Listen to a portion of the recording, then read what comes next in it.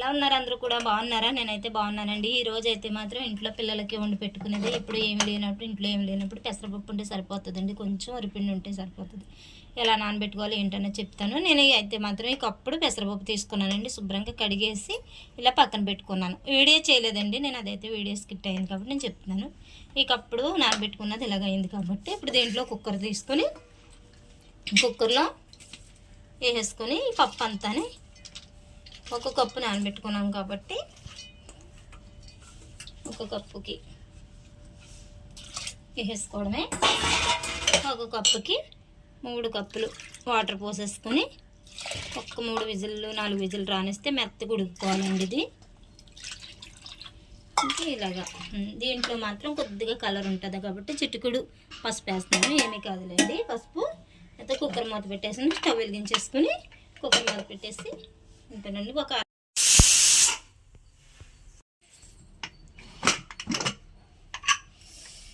ఇలా మెత్తగా ఉడకబెట్టేసుకున్నా. ఇదిగా చూడండి, ఇలా మెత్తగా ఉడికిపోయింది. ఇప్పుడు దీన్ని ఒక పళ్ళులో వేసుకుని కరిగిపోతుంది. ఇదంతా కలిపి ఒక పళ్ళులో వేసుకోవాలి. ఒక కప్పు పెసరపప్పు ఎంత అయింది చూడండి.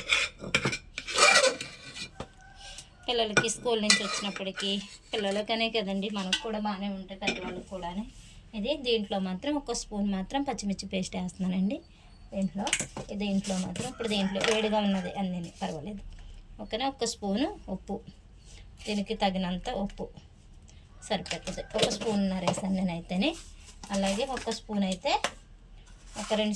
ఒక స్పూను వాము, వాము వేస్తున్నాను కొద్దిగానే. అలా మొత్తం ఒక స్పూన్ పడ్డదండి వాము.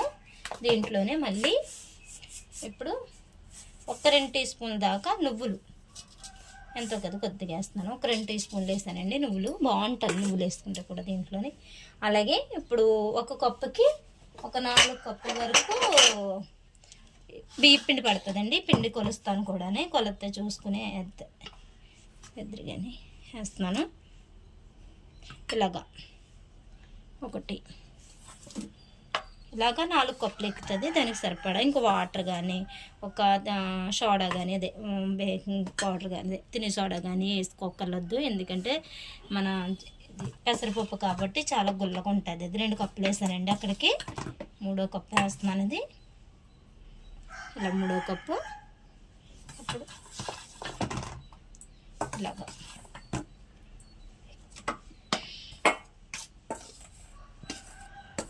మొత్తం 4 కప్పులు అయిందండి కరెక్ట్గానే. ఈ పిండి 4 కప్పుల పిండి మొత్తం ఇదిలాగా ఇలా 4 కప్పుల పిండి వేసుకొని ఇది మొత్తం ఇప్పుడు చేతితో కానీ కాలుతో ఉంటుంది, కొంచెం గరిటతో కలుపుకోవాలండి. ఇంకా వాటర్ అటువంటిది ఏమి ఎక్కదు, సరిపోతుంది ఇదంతా కూడా వరిపిండికి. ఇంక ఇలాగ దీంతోనే గరిటతో కన్నా కాలుతుంది కదా, కొంచెం చల్లారిదాకా ఇలా కలిపితే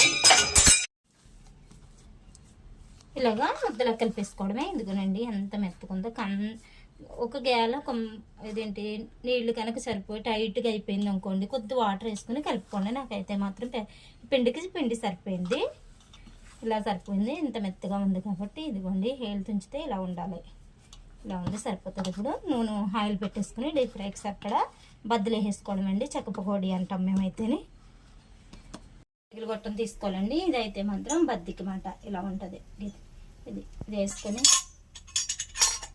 కొద్ది ఆయిల్ రాసుకోవాలి ఈ గొట్టానికి. కొంచెం తీసుకుంటూ దీంట్లో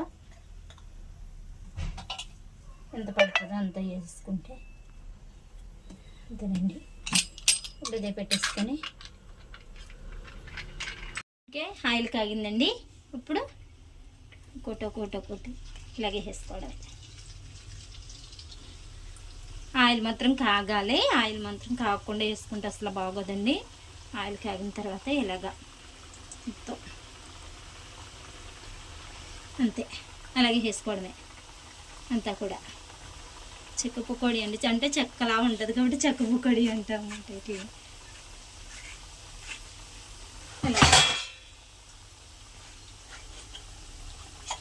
అంతే ఇంకా అన్నీ కూడా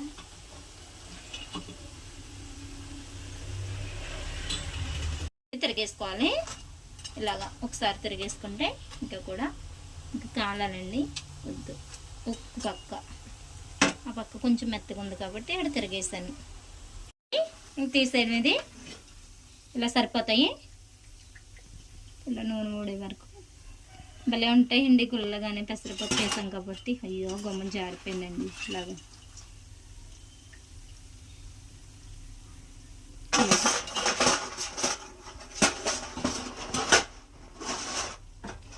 ఇలా తీసేసుకోవడం.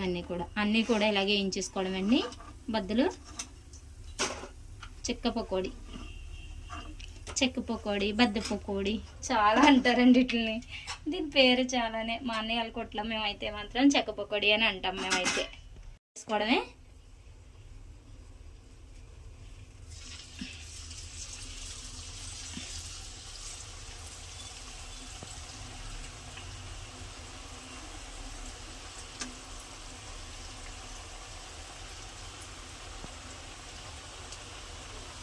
అంతేనండి. అన్నీ కూడా ఇలాగే వేయించేసుకోవడమే.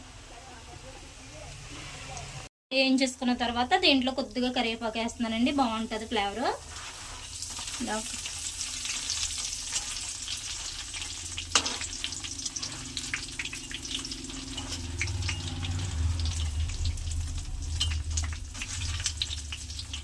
అంతే తీసేసుకోవడమే.